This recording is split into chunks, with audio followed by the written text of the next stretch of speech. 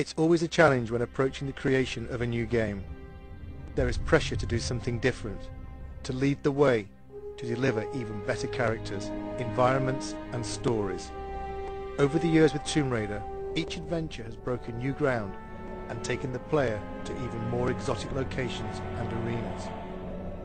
And now onto a new arena, the next generation console.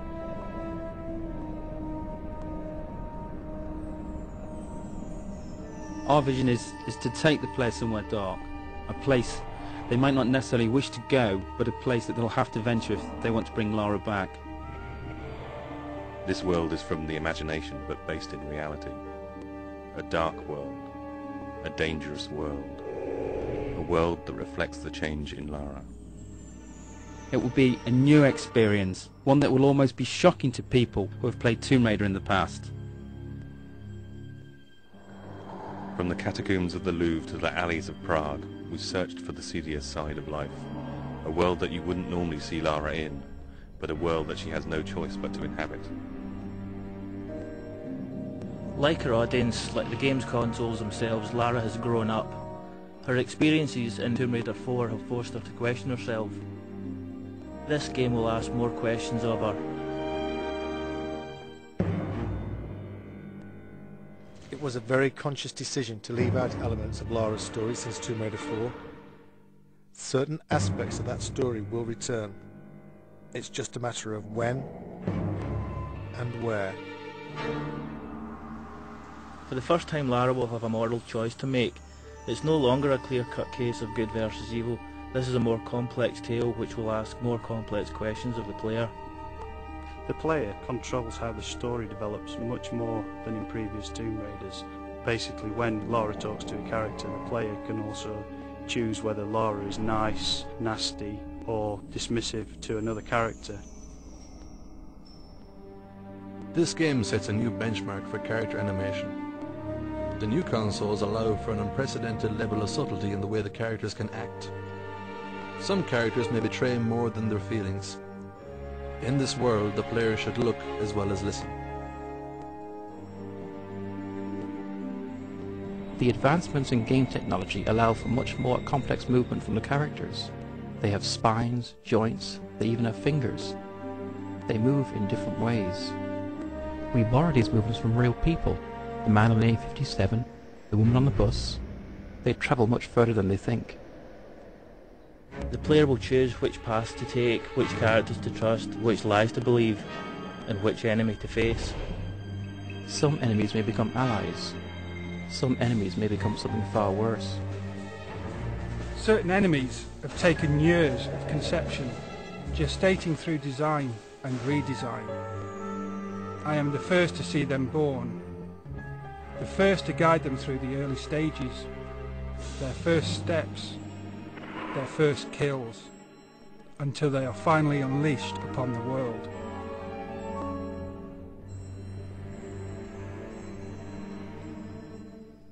When you walk into this world, you walk into a film with multiple paths and possibilities, with one story drawing you through. This world begins in an act of darkness. How this world ends is up to you. This is a world of shadows. There is a shadow on Lara. He watches, waits, he bides his time. His name is Curtis. He wants revenge. And Lara will help him extract that revenge.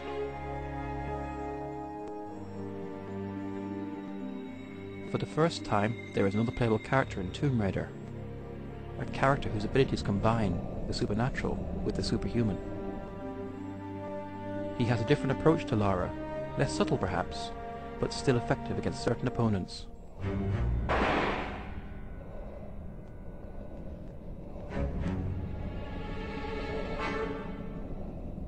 It's a much more intelligent game for the enemies as well as Lara. The PlayStation 2's got much more power to process enemies doing much more complicated things. The enemies in the game have evolved. They will work together. Notice when another enemy is killed and react accordingly. These enemies will pursue Lara. They will not stop. They have not stopped in 600 years. The Monstrum, the Cabal, Eckhart. An unholy trinity guided by an unspeakable force. Their origins lie in the annals of alchemy, not in its purported search for the secrets of gold, but in its real search for the secrets of the atom. If you control the atom, you can control life. You can create life, and you can steal life from others.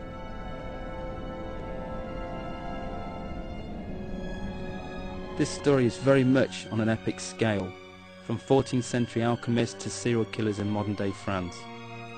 To create something on this scale, it was necessary to take the ideas and production values from the film industry, in the way they research the subjects, the backstory they create for their characters, and the depth of the visuals. This level of production requires a total consistency of purpose. Every aspect of the game has to be in keeping with the overall concept. Every person working on the game knows that they are working on an epic, and everything they do has to reflect that, from concept to completion. For the music to match the scale of the production, we decided to use the same process that major film studios use. In this case, the London Symphony Orchestra.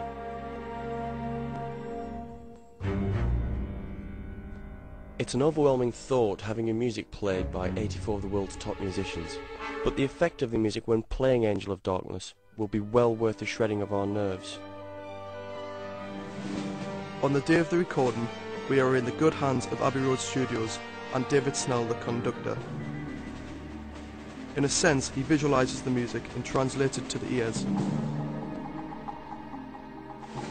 We wanted the music to be ever present, draw you into the world without you noticing. Part of the style of this game is that all the elements work together, bide their time, wait for the moments when they are needed. At core, we had a very clear vision of where we wanted to go.